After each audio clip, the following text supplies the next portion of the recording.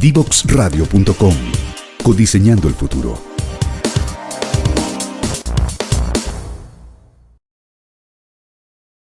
Ya estamos de vuelta, muy contentos, aprovechamos de conversar con Rodrigo un ratito mientras tanto. Rodrigo, muy buenos días, bienvenido y muchas gracias por estar con nosotros. Buenos días y muchas gracias a ustedes por invitarme, Katy y Alex. Gracias, Rodrigo, por aceptar la invitación a Punto de Conexión. Y además nos tocó una semana tan movida, hablábamos en la editorial, nos tocó una semana muy movida para el sector eléctrico. Así es, así es. Sí, yo ya me estaba anticipando que iban a haber preguntas un poquitito fuera del tema que nos convocaba. Sí. Oye, en términos generales, Rodrigo, así yo sé, sin complicar, ¿cuál es tu opinión de lo que está pasando acá? ¿Era previsible? ¿Era esperable lo que está pasando? ¿Cuál es tu lectura en términos generales? No, yo creo que no es secreto para nadie que esto estaba dentro de los escenarios que podían ocurrir, ¿cierto? De hecho, recuerdo hace mucho tiempo atrás, cuando estaban estas licitaciones despejando estos precios súper competitivos, uno siempre se preguntaba, oye, ¿cómo lo van a hacer con estos precios? Eso era como, de hecho, eso era bien transversal. Sí. Así que yo creo que esto estaba dentro de los escenarios esperables. A lo mejor no era esperado 100%, pero estaba dentro de los escenarios. Así que en ese sentido debiésemos estar relativamente preparados. Yo creo que ahora, eso sí, hace falta una etapa de análisis, porque las causas no están claras. Si bien hay muchas potenciales causas sobre la mesa, dependiendo específicamente del sector que uno escucha, ¿no? Dan distintas causas. Pero ahora hay que hacer un análisis, como podría decirse, post-mortem, en donde uno va y analiza exactamente qué pasó y trata de determinar la causa, digamos. Yo creo que eso es súper importante para poder tomar acciones correctivas a futuro.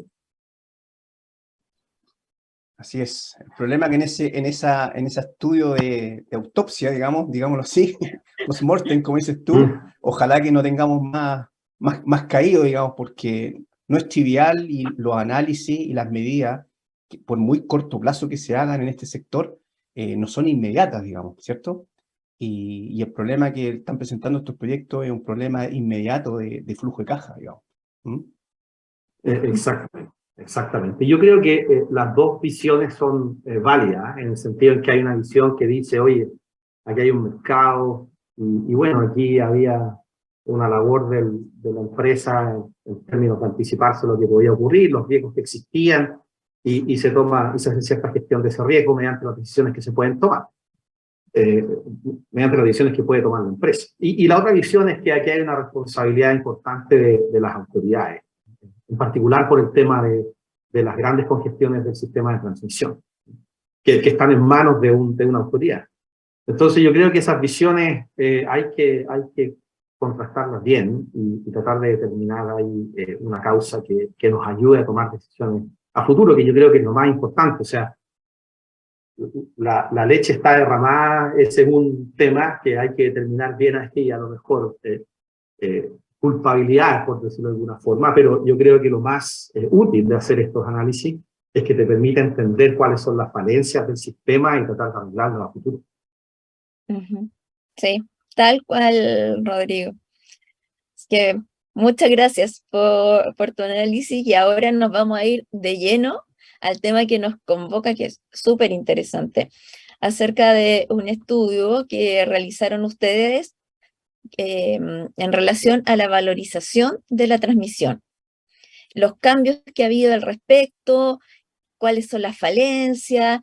No sé si nos puedes contar un poco de qué se trata este estudio, quizás también por qué nació, por qué decidieron hacer este estudio. Sí. Gracias, Katy. Oye, quería terminar un poquitito, solo porque Dale el tema nomás, anterior me dejó dale enganchado.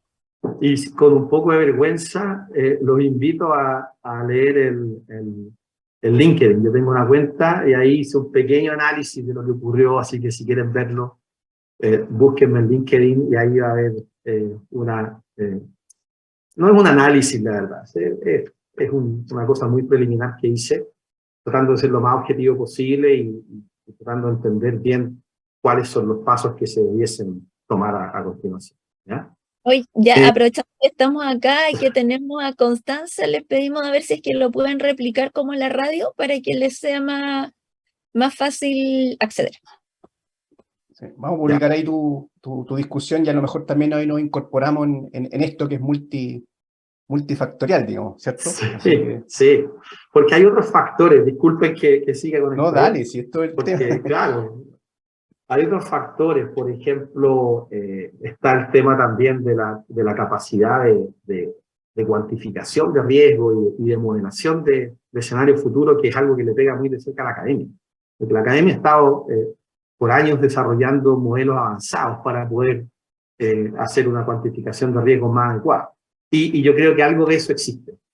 Por supuesto que todos estos son problemas potenciales que están sobre la mesa y como les dije hay que analizar bien cuál es la participación de cada uno de estos componentes en la situación en general que se está viviendo, pero uno igual conoce un poco las prácticas del mercado y uno se da cuenta, digamos, que en términos de modelación no son las más avanzadas. Entonces también ahí hay un pequeño problema acerca de cómo cuantificamos el riesgo. Y en función de cuánto riesgo uno enfrenta, uno puede tomar ciertas acciones de mitigación. Entonces, tener una buena foto de estos riesgos, yo creo que es un requisito fundamental, y ahí a lo mejor estamos fallando un poco tanto en el análisis de riesgo de cuidado, como en el análisis de riesgo de la autoridad, porque la autoridad también tiene que hacer un análisis de riesgo cuando hace la planificación de la transmisión. Y ojalá mediante la misma planificación, la decisión de inversiones sobre la red, se puedan mitigar riesgos que son importantes o que pueden ser, en este caso, catastróficos.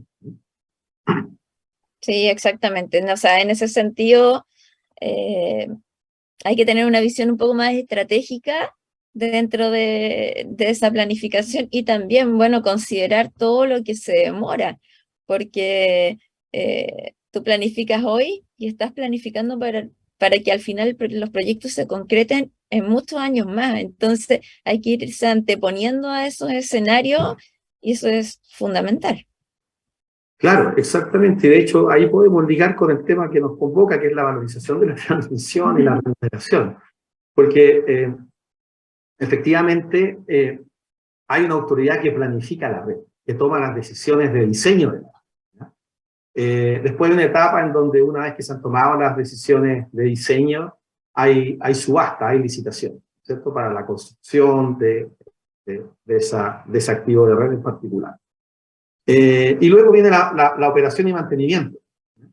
Y en la operación y mantenimiento, ahí básicamente la empresa de transmisión tiene que dedicarse a hacer la operación que puede, en el sentido en que hay una operación más global de parte del coordinador, que es la coordinación del sistema, después los mantenimientos, y eso viene por parte de la empresa, ¿ya? ¿Y por qué esto es tan importante en temas de remuneración? Porque la remuneración en Chile está atada a este concepto de VNR, de valor nuevo reemplazo, al menos para las obras preexistentes.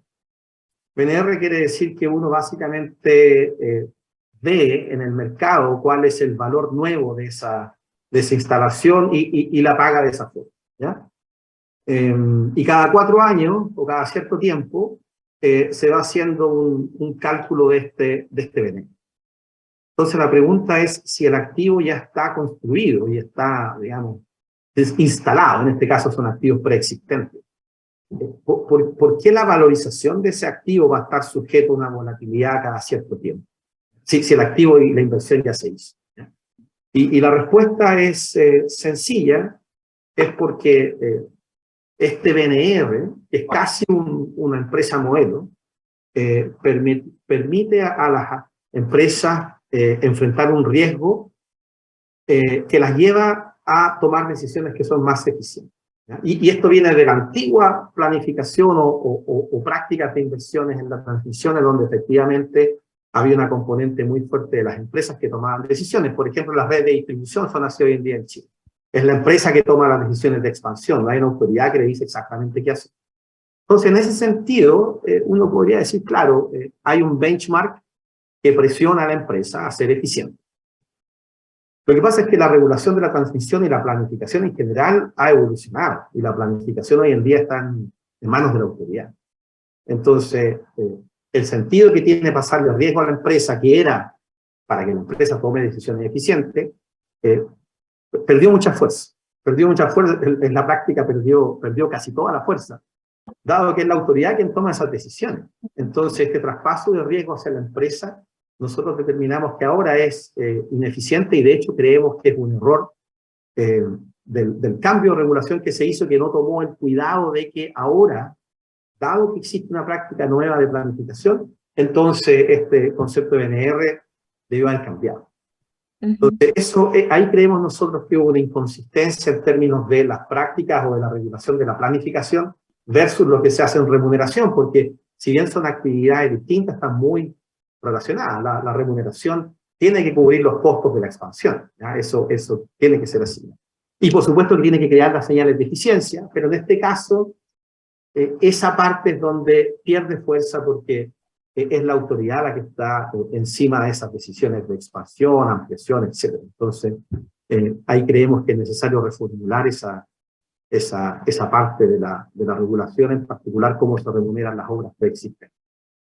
Y, Rodrigo, disculpa. ¿sí? Sí, una pequeña consulta al respecto. Si entiendo bien, al planificar ahora de manera centralizada y decirle mediante estas licitaciones, esta planificación, a las transmisoras, cuáles son las siguientes inversiones que tienen que realizar, el riesgo comparado con la decisión disminuye, digamos.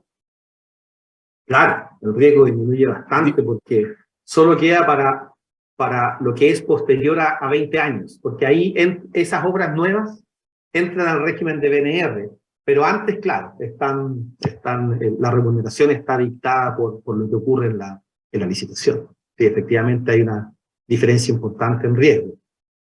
Sí. Ahora, eso es lo que tú mencionas, Alex, es importante, porque parte de las sugerencias que nosotros hacemos es, en lugar de hacer estas cotizaciones, que es una metodología, yo diría, bastante primitiva, que es cotizar los activos y tratar de ver cuál es el precio de mercado mediante estas cotizaciones, ¿no? Quienes hemos hecho cotizaciones en estudios tarifarios sabemos los problemas que eso conlleva, ¿no? Las empresas generalmente saben que uno está haciendo estudios de tarificación, entonces pierden interés porque no somos compradores de activos, desde el punto de vista de cuando uno hace un estudio de tarificación. Entonces, no son exactamente los precios que va a tener una empresa que está montando un auto. Ese es el tema. Entonces, una de nuestras propuestas es mirar lo que pasa en las licitaciones, porque ahí tenemos precios de mercado. O sea, ahí está la gente, ¿no se está ampliando, expandiéndose, y ahí están los costos de verdad de los proyectos. Entonces, ¿por qué no ocupamos esa información para tarificar las redes preexistentes en lugar de hacer estas cotizaciones, que son un poco más volátiles, porque depende mucho del número de cotizaciones que uno tiene, si tiene la información o no, etc.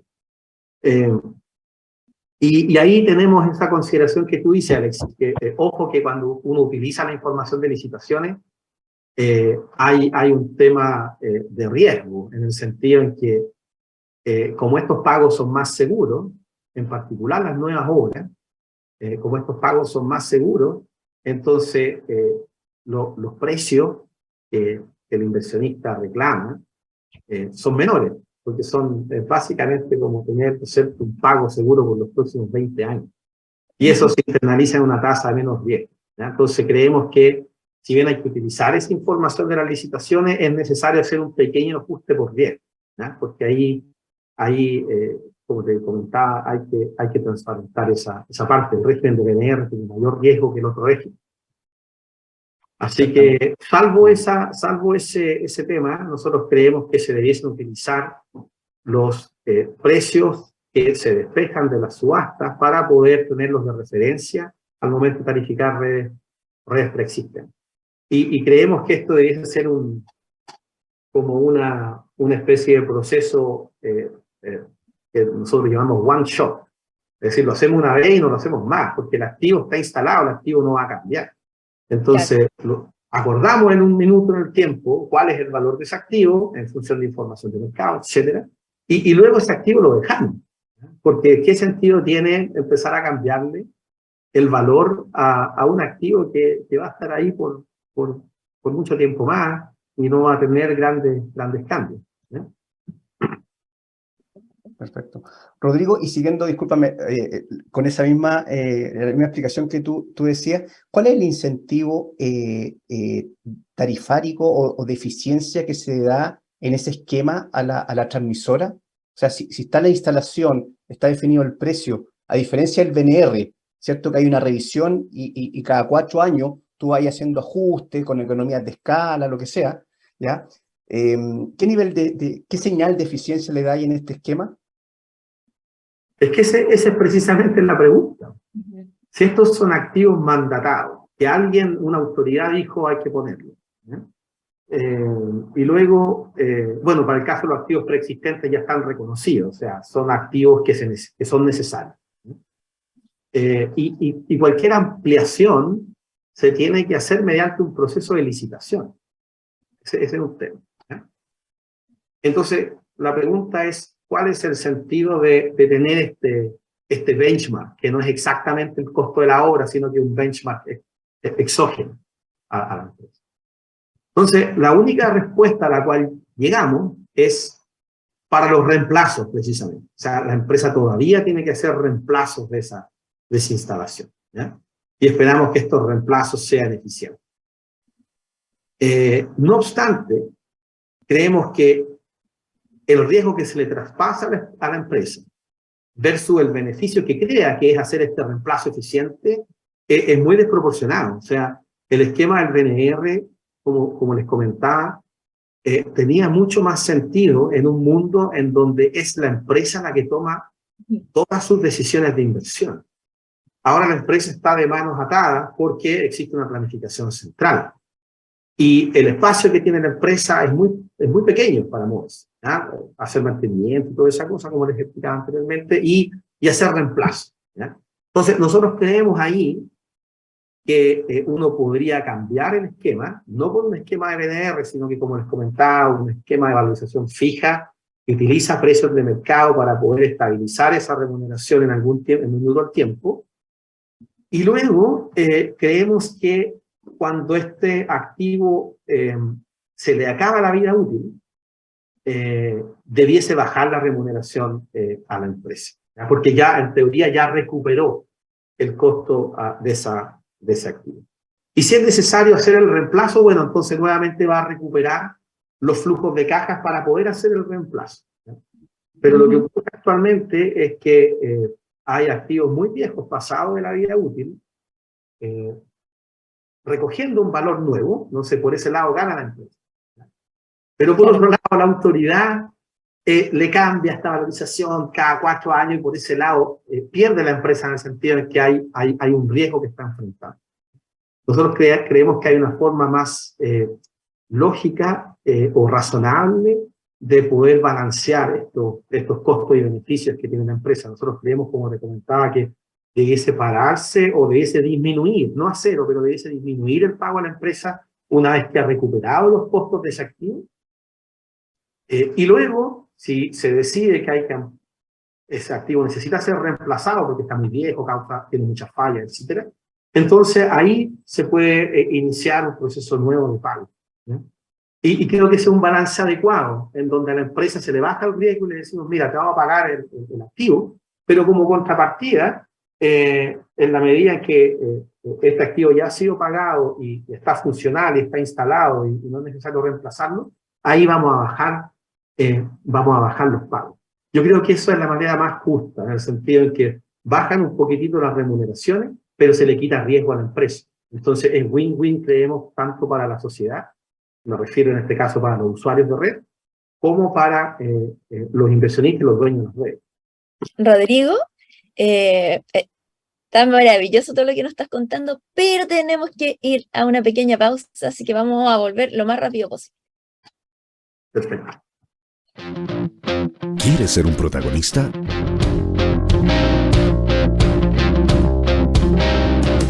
Escríbenos a invitados@divoxradio.com.